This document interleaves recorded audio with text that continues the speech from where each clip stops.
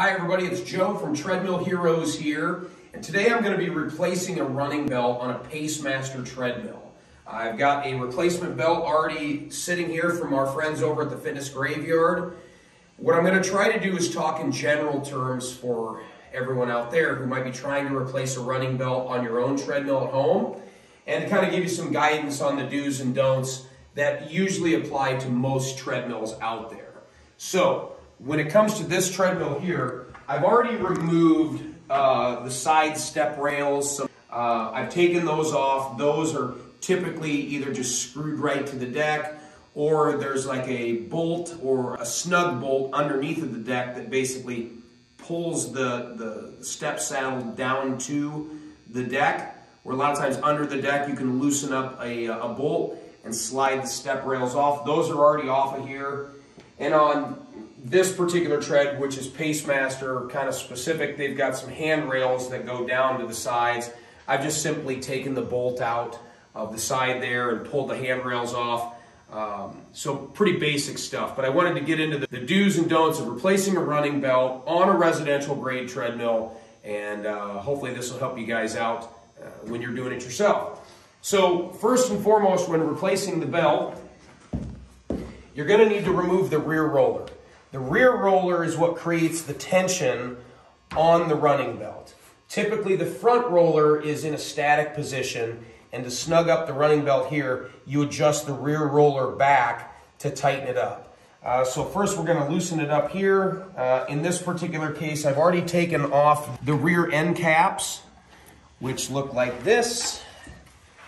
You know, these sit on here like that. You know, usually these are going to be held on by a couple screws or something of that nature. So we're going to loosen up this, take off the rear roller. When you're taking the tension off of the rear roller, this is tip number one. Don't leave one side fully tensioned and then try to remove the screw or the bolt all the way out of the other side. Because what's going to happen is the roller's going to be tilted to one side, and you're going to put some undue strain on that bolt. And so now that I've got the tension off, now I can go ahead and just remove the bolts.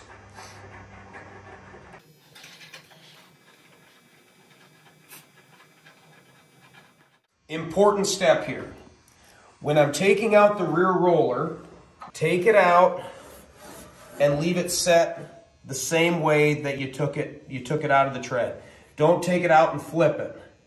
Take it out the same way, and I would even just take a little marker and mark like right on here.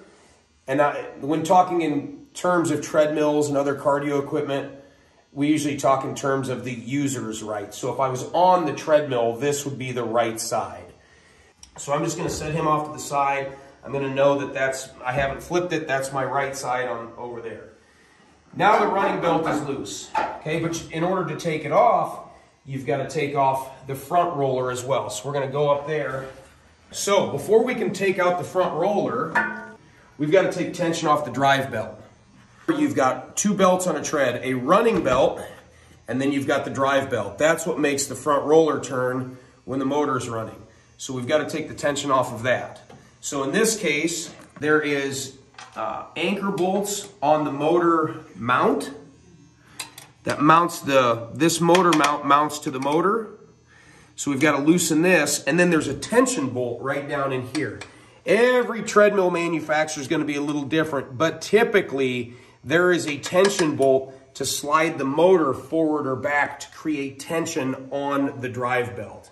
So in this case, we're going to first break loose the mounting bolts on the motor bracket.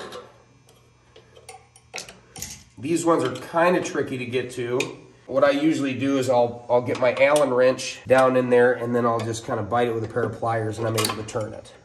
It goes without saying, never work on your treadmill with it still plugged in, because if this has power going to it and I accidentally touch the motor controller with a metal Allen wrench, not only am I going to get shocked, but more than likely I'm going to fry the motor control board.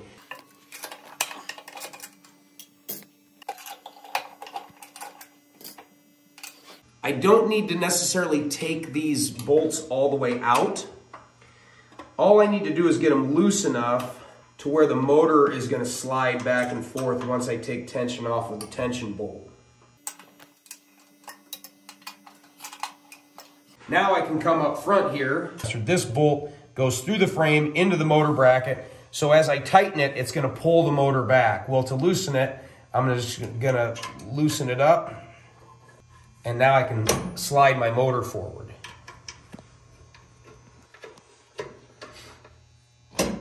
And as I do that, drive belt gets loose. You have a little set screw here that kind of goes down at an angle to hold that roller pin tight within the bracket. So we've got to take him out of there as well.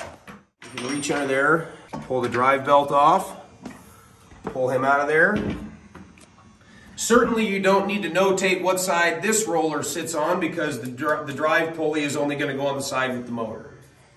Now our belt is completely loose, but in order to get your belt off of your treadmill deck, you're going to need to loosen up the deck at least on one side or remove the bolts to be able to lift it up to scoot it out of there. In this case, we've got 4 carriage bolts sitting around the side of the deck, and those go down through the frame.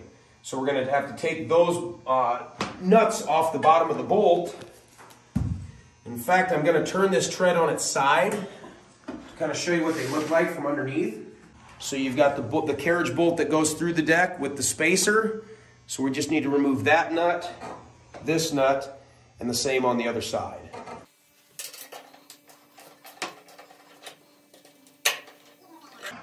So we got one bolt out. This is a good time to tell you, typically, whenever you're replacing a running belt on a treadmill, you should always do the deck as well. So we're going to remove the whole deck to show you that.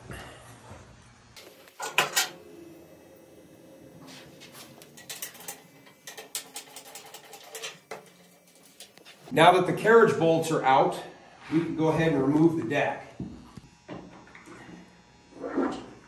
Just do that by lifting him up here. Things to look at underneath of a Pacemaster tread. You'll see these metal brackets here. These are actual belt guides. So from underneath, when the treadmill belt rotates around, these guides hug the side of the belt to help ensure that it stays center. You still have to make sure your rear roller is even, which we'll get to that later, but this is an important part here of the Pacemaster deck. Here you can just kind of tip the belt or the deck up, slide your belt off nice and easy. Set him off to the side. Now, this is a pretty clean deck. This thing is still in really good shape. There again, we always recommend replacing the deck with the belt. Every time you step down on the running belt, it pushes the belt against the deck and basically it slides and creates friction. So every step that you take on the belt, it's basically rubbing against that bare wood, creating lots of friction, lots of heat. And a belt and deck's going to be the least of your worries after your drive motors had to work really hard to keep up with all that friction. Something else is going to burn up as well. So it's good to, from time to time, loosen up your rear roller, stick your hand under your running belt, and see if you feel any grooves on the deck.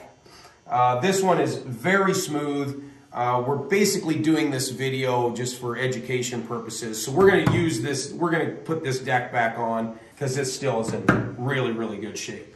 In Pacemaster terms, you're going to have some deck spacers, which I pointed to. There's nothing fancy here. This is just basically a plastic barrel spacer is all this is. And that sits there. These little rubber guys here, these tend to roll away when you take that deck off.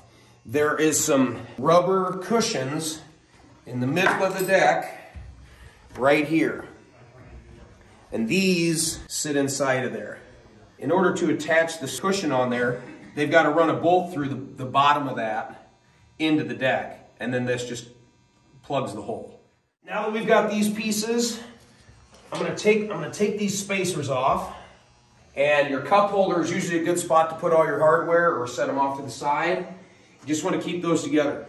When you have your deck and your belt off of your treadmill and everything's fully exposed, this is a great time to clean the whole unit. Take just an old shop rag that's a little damp.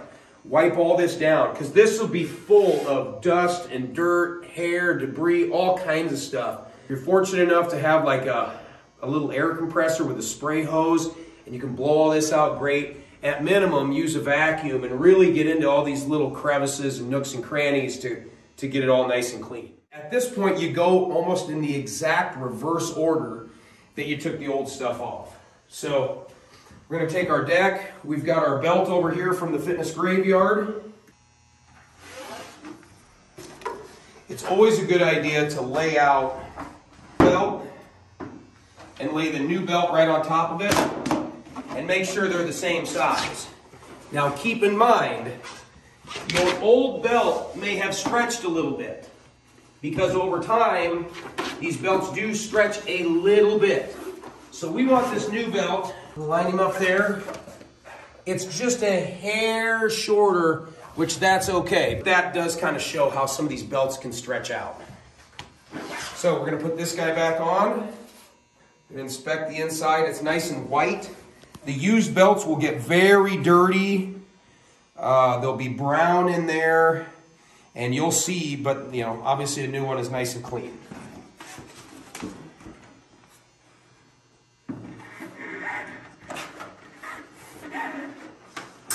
Put him back on the deck. And we're just gonna lay him back down flat on there. And one at a time, we can put those spacers in.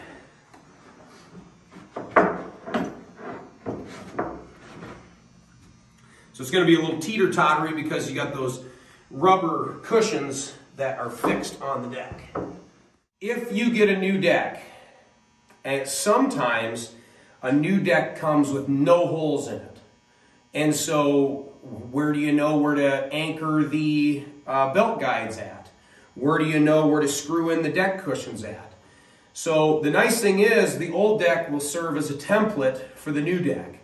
So if the fitness graveyard sends you just a blank deck, or wherever you would get your deck from, you take your old deck and you put it right on top of the new deck and use these holes as pilot holes. So for the carriage bolt holes, to make sure it lines up, just run your drill bit right through the existing deck into the new one. And you then use that to mark off where you want your belt guide brackets to be. Your cushions in there, you know, so use the old deck as a template for the holes on the new deck. So I'm going to pop this rubber filler thing back into the cushion. Now I'm just going to do one side at a time. Certainly it goes without saying, don't tighten anything up till you got all the hardware back in. So I'm just going to loosely put the nut on that bolt.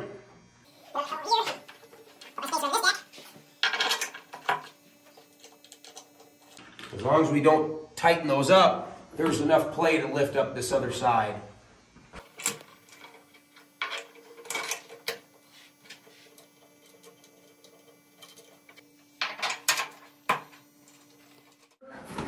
Belt nice and loose. It's not pinched underneath of the deck or any of the spacers there, so that's good. Now we got to go put our front roller back in. There again, the first step is the rear roller, the last step is the rear roller. Make sure these little rubber sleeves didn't slide off the roller pin. They're on both sides there. Put our drive belt on. This is a common misstep that some people make, is when you're putting your front roller back in, a common mistake that people do is they forget to put the drive belt back on the front pulley. You get kind of caught up in the action. You put the front roller in, you put the rear roller on, everything's starting to snug up, and then you get ready to go ahead and tighten up the belt and run it, and you forgot this is on. Now you got to take the rear roller back off, put this on. So make sure you get your drive belt on there. If you look, this front roller can go side to side a little bit. So what you want to do is you want to make sure that that drive belt is nice and straight on your front roller, because if that's off center and that drive belt runs a little crooked, it'll squeak really loud. So now it's time to put the rear roller back in. Same direction we took him out. It's going to be fairly snug because this new belt hasn't been stretched. Flop him down in there. And then find your rear roller bolts. Same rule applies. You don't want to tighten up one side all the way. Just get them both started and kind of work them back. If we look close, if you look at this roller pin, do you see how this hole on the outer edge of it here is beveled? Because if you look on this side, it's not. It's just flush. So that's the back side. They kind of do that to help you guide the bolt in. So that goes to the back. Line him up good. You should be able to get him started by hand. Make sure that your deck bolt is going in nice and straight.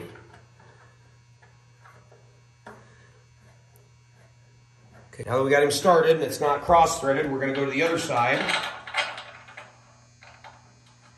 and make sure he goes in nice and smooth. You got to be careful not to cross-thread these roller pin bolts. So if it's even remotely difficult to turn that bolt, stop what you're doing. You probably have it cross-threaded. We're just going to get it kind of snug. Okay? And then what we're going to, and we'll worry about tightening this up at our last step, but at least now we've got our rear roller in place, front rollers in place.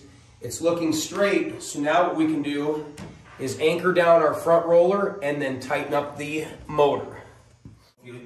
If you look here, my drive belt is nice and straight going from the motor. That's why I didn't take the bolts out. If I would have taken the bolts out of the motor bracket, the problem is then the motor's all sideways and wonky. That's loose because it's moved forward, but that's okay, at least it's straight. So we know that that's nice and straight. I can tighten this back up. If you notice here, that's right back where it was. It's supposed to go down at an angle. All that's doing is keeping that roller pin from going forward. Now I can snug up the drive motor. And if you look here while I'm turning it, the motor's actually being pulled back. We keep an eye on our drive belt here. Typically, the rule of thumb is on the drive belt, if you can turn it past 90 degrees, which in this case I can, it's too loose. So we keep going a little bit.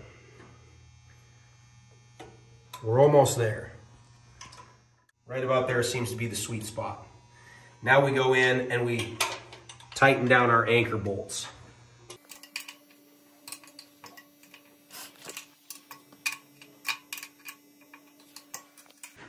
And then to make sure it's nice and snug, then I can kind of grab my Allen wrench with my pair of pliers. You don't have to be He-Man here. Just get it nice and snug. It's not going anywhere with the 4 anchor bolts. Okay, so I've got my 4 anchor bolts set up. Motor's nice and tight. Drive belt's good and snug. Always give it a little push here to make sure that nothing got pinched along the way. Everything seems nice and smooth. Before we tighten up that rear roller, we need to lubricate the belt, okay? So we sell these lubricant packets in like these nice little convenient packs.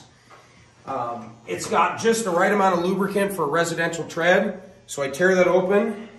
I put that right underneath of here, and I can just kind of squeeze it as I'm spreading it underneath the belt here.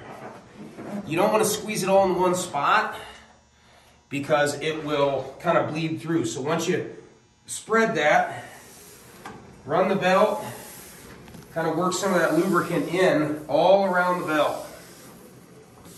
Then I'm going to squeeze out the rest of this on the other side. We sometimes will use that water-based silicone, but this stuff's a little bit more convenient. Just kind of be careful not to get any lubricant on the top side of the belt. It's kind of difficult to clean it off. So now that we got the belt lubed, at this point what we're going to do is we're going to power on the tread and we're going to let it start running. And at that point I'm going to show you guys how to do a tension test on here to know how tight the belt should be. Okay, belt's running. Nice and smooth, nice and quiet. Don't speed it up too fast. So if your rear roller is not dead even, the faster the belt goes, the quicker it's going to go to one side. So in other words, if I tighten up this side a lot tighter than this side, the roller is going to be crooked.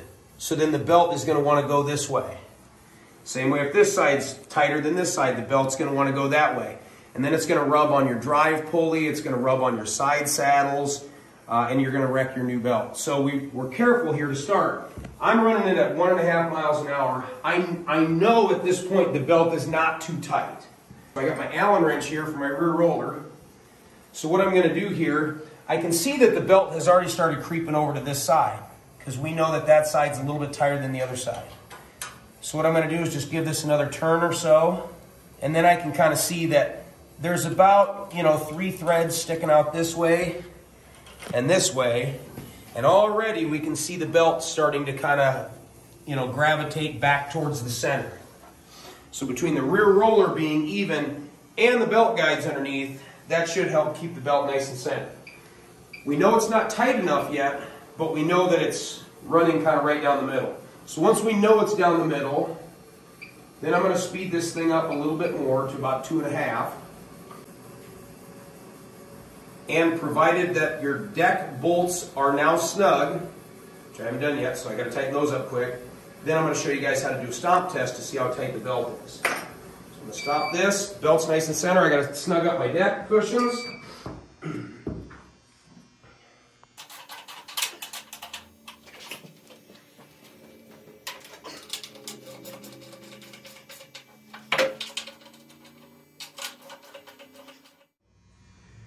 Okay, so now that I've got my deck bolts tight, we know we've got the belt centered.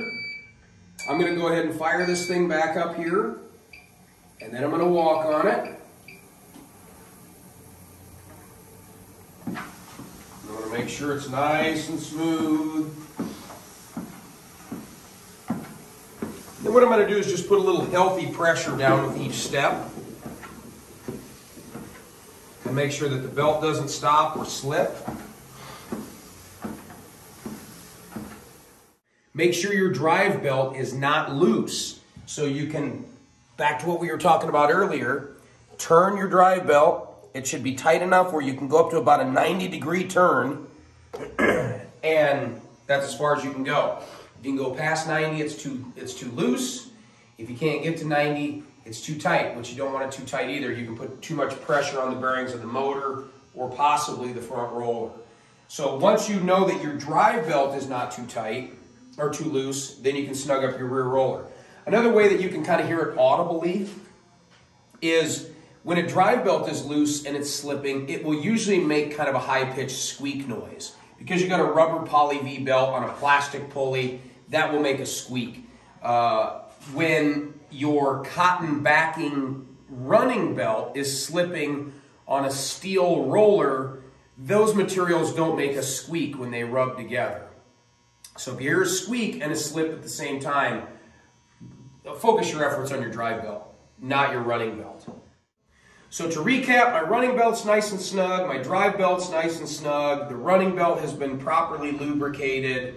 All I got to do now is put on the cosmetic stuff, the handlebars, the step rails, the end caps, and we should be back off to the racing. But don't forget to visit treadhero.com. Don't forget to visit our friends over at fitnessgraveyard.com for all of your new and used fitness equipment parts needs.